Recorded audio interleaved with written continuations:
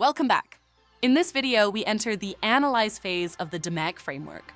So far, you've defined your project, and you've collected reliable baseline data during the measure phase. Now, it's time to become detectives, to dig deep and uncover what's really driving variation in your process. This phase is all about understanding why things are the way they are. Let's start with a simple truth. If you don't know the root cause of a problem, any fix you apply is just a bandage.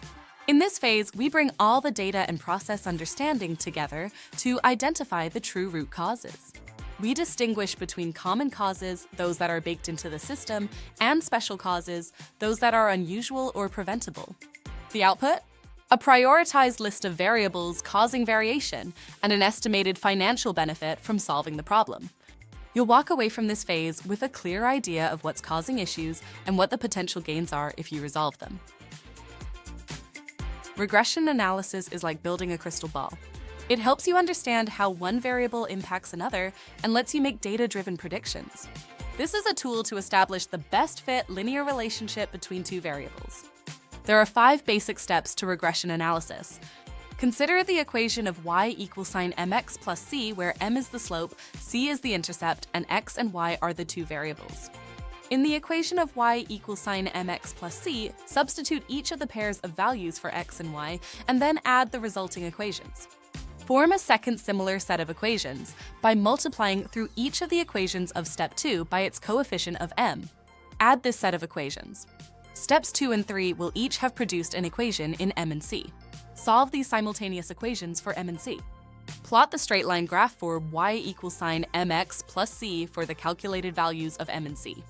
Let's say you're studying delivery times and distances. With regression, you might find every mile adds 3 minutes. Now you can plan more accurately.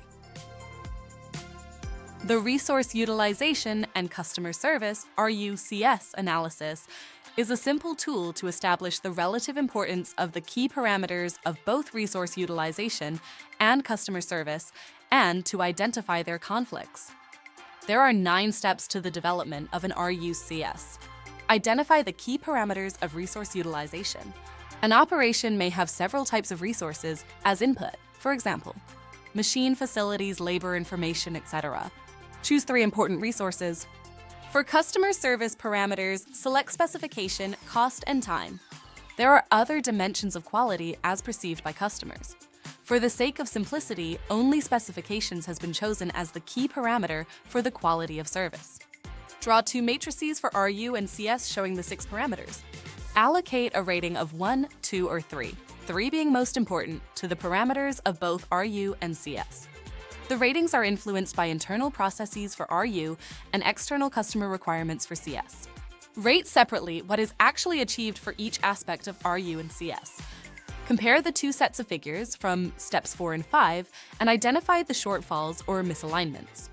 Review the criticality of shortfall in CS and examine which resources are inhibiting customer service performance. Draw a combined RU-CS matrix with the allocated ratings outlined in step 4 and identify their conflicts. It is important to note that the high importance of specification and time will require a lower resource utilization. The high importance of cost, on the other hand, will demand a lower price, and this will require a higher resource utilization. Having identified the conflicts, the next step is to examine the relative importance of each parameter in order to minimize conflicts. For example, consider a mail order company where customers are expecting good value for money and do not mind receiving goods from catalogs within a reasonable delivery time. The operation manager has focused on the utilization of own resources to minimize operational costs. As seen here, there is a conflict between cost and materials, and further attention or a change of policy is required to resolve this conflict. SWOT is a classic strategic tool that helps you take stock of where you stand. It looks at your strengths, weaknesses, opportunities, and threats, and sets the stage for smart decisions. There are 5 steps associated with creating a SWOT analysis. Create 2 categories, internal factors and external factors, and then further subdivide into positive aspects, strengths and opportunities, and negative aspects, weaknesses and threats. Ensure that the internal factors may be viewed as a strength or weakness of a process depending on their impact on the outcome or the process output. Similarly, assess the external factors, bearing in mind that threats to one process could be an opportunity for another process. Summarize the key features and findings derived from previous analyses in each of the SWOT categories. Develop the improvement strategy for the next stage as pointers from the SWOT analysis. Let's say your team has a strong reputation for innovation, strength, but struggles with long cycle times, weakness. Meanwhile, market demand is growing, opportunity, but new competitors are entering, threat. That snapshot shapes how you respond. Now let's zoom out and take a broader perspective. Pestle analysis examines external factors that could affect your project or process, things beyond your control, but still highly influential. Pestle stands for political. A project is affected by the policies of international, national, or local government.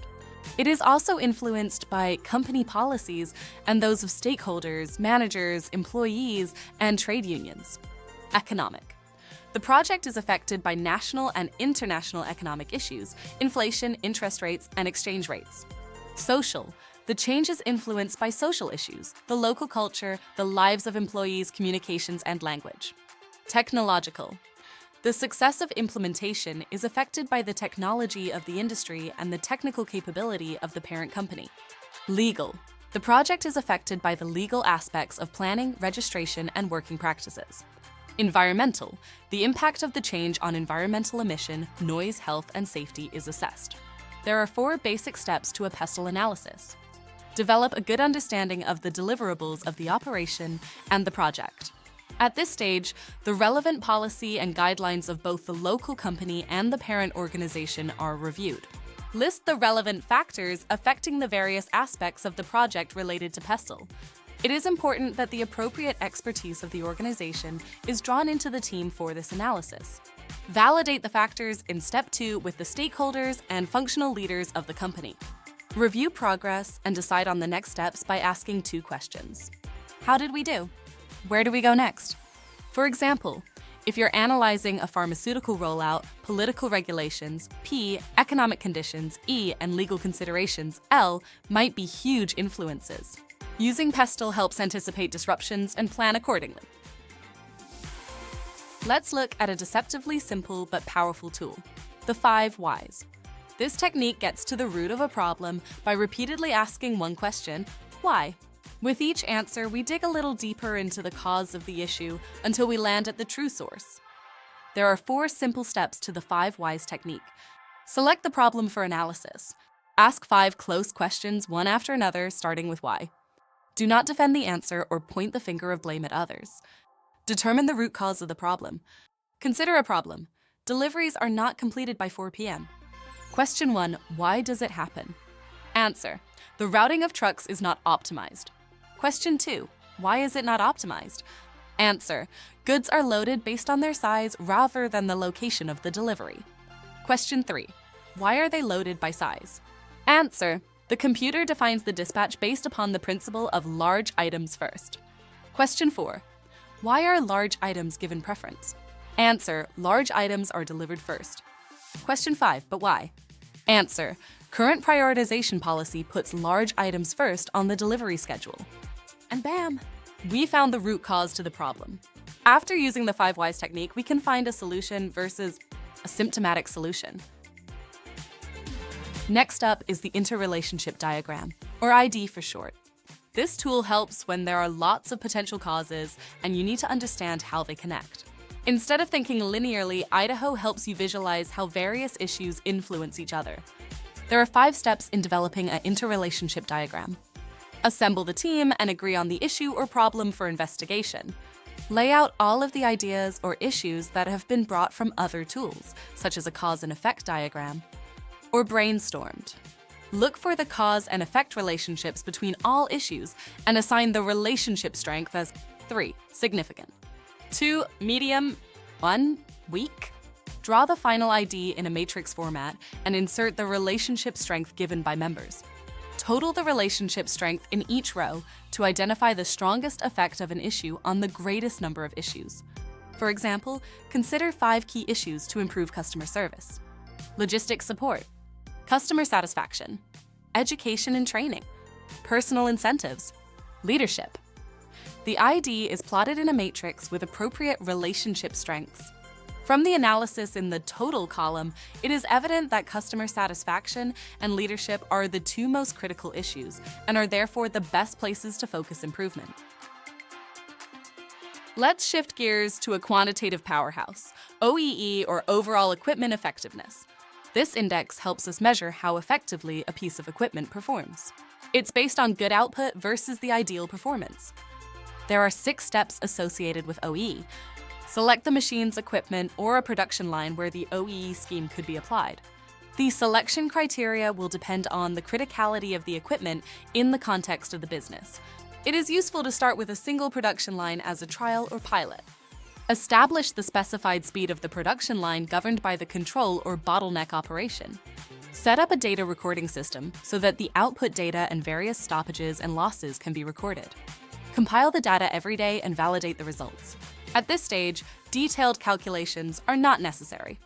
Monitor the results comprising OEE and key indices, major losses as a percentage of the operation time, and the trends of indices. The reporting is normally on a weekly basis for the department and on a monthly basis for senior management. Use the results for continuous improvement, planning, and strategic changes. Take a soap packaging line, for example. The specified speed is 150 tablets per minute, but actual data show routine and unexpected stoppages. By calculating the OEE, good output divided by specified output, you might find an efficiency of 53%. That number tells you there's room to improve and where to look. We will go over this in more detail in this unit. Finally, we have the tree diagram.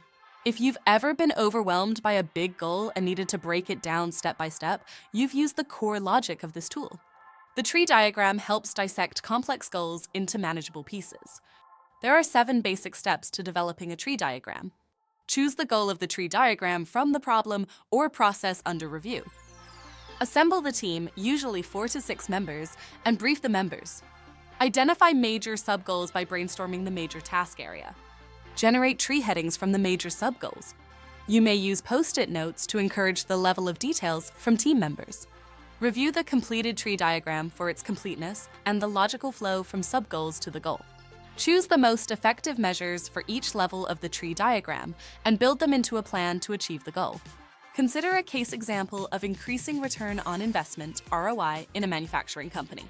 The sustainable enhancement of ROI is one of the primary goals of all businesses, especially of investment-intensive enterprises. In this example, as shown in the tree diagram, the primary goal of increasing ROI is gradually broken down into 4 levels of sub-goals. It is important to focus on the total objective of ROI so that the interrelationship between different elements and their relative weight can be visualized to develop an improvement plan.